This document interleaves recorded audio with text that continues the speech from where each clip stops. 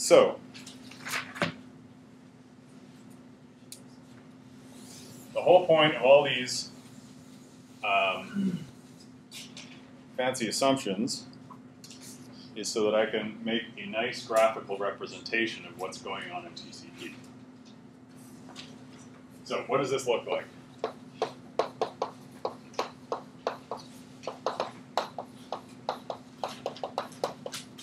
So, all the timing assumptions, the fact that round trip time is the dominant source of delay.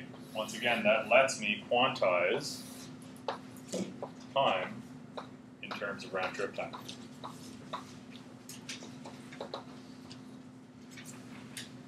So the horizontal axis here is time.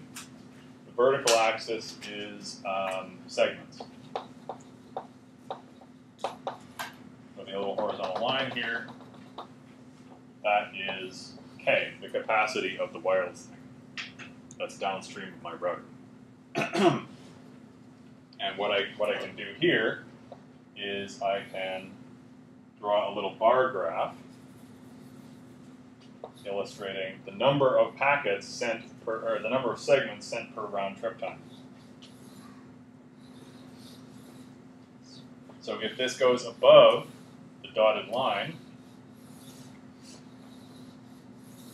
I can immediately see how big the Q is. Q is the area of this graph that's above the dotted line. Because clearly, here, this is the capacity of the wireless link. If the wireless link is jammed with packets, according to this, then these packets can't be sent and they're going into the queue.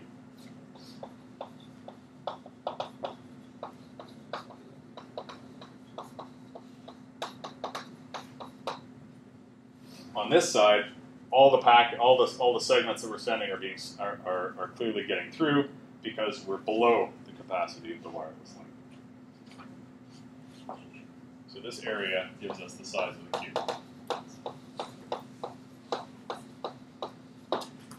However, the total area under all the bars clearly tells us how many segments are being transmitted in total.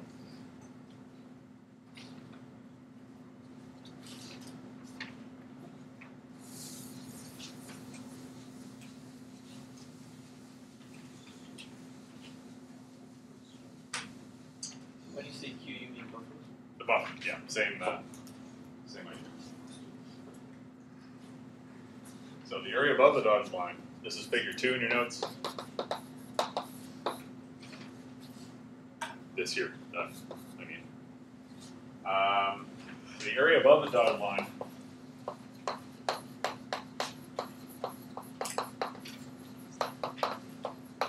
is the size of the queue. So if we know what the size of the queue is, we can simply inspect this curve and we can tell exactly when the queue will be busted. So say, excuse me, I don't know why I keep saying queue, I should be saying buffer. Size of buffer.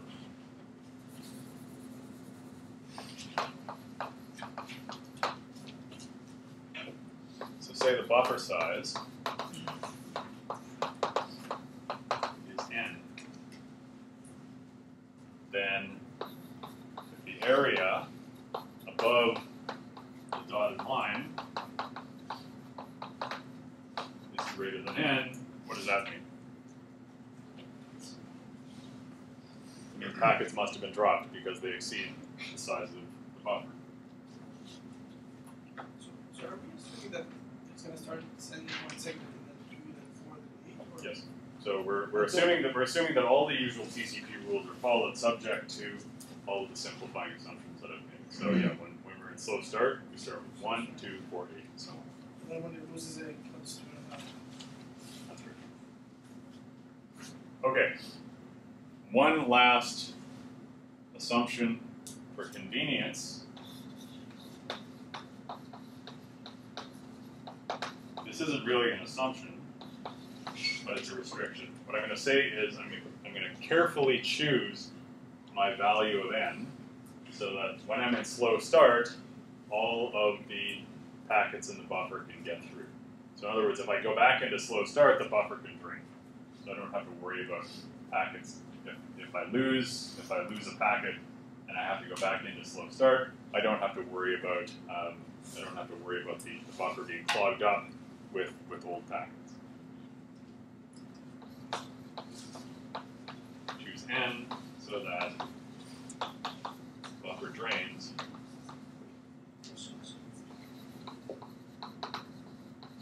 under slow start. Okay, again, this has been a very long series of simplifying assumptions that may seem fairly abstract, but what we're going towards is a nice, clean graphical representation of indirect TCP like this. And in fact, let's see an example.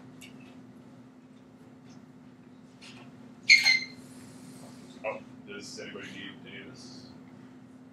I'm going to keep that up.